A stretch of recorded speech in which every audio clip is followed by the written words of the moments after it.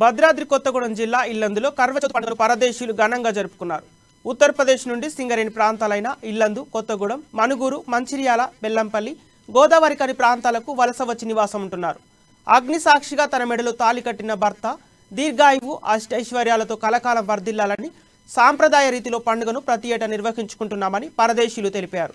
ఈ పండుగ కోసం ఏడాదిగా ఎదురు చూస్తామని, సాంప్రదాయ రీతిలో పండుగ రోజు ఒక్క పొద్దు ఉంటూ రాత్రి చంద్రుడి దర్శనం జరిగిన తర్వాత భర్త చేతుల మీదుగా మంచినీళ్లు, తీపి పదార్థాలు స్వీకరించి ఒక్క పొద్దు విడుస్తామని మహిళలు తెలిపారు. అంతేకాకుండా భర్త ఆశీర్వాదం తీసుకొని ఇంటిల్లిపాది చల్లగా ఉండాలని అమ్మవారిని కోరుకుంటామని తెలిపారు.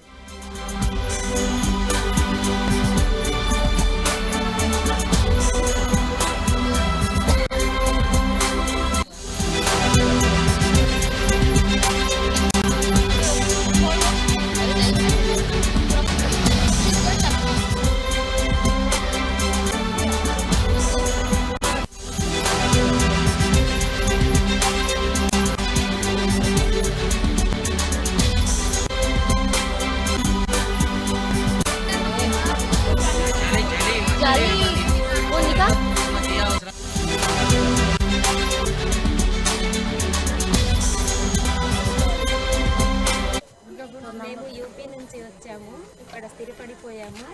ఈ కర్వాచౌత్ పండుగ ముఖ్య ఉద్దేశం ఏమిటంటే మేము పొద్దున ఉదయం లేచిన కాడి నుంచి ఒక్క పొద్దు ఉండి గౌరీ అమ్మవారికి పూజ చేసుకొని మా భర్తల క్షేమం కోసం, మా కుటుంబ క్షేమం కోసం ఈ యొక్క పండుగ జరుపుకుంటాము. ఈ పవిత్రమైన పండుగ కోసం మేము ప్రతి సంవత్సరం ఎదురు చూస్తూ ఉంటాము.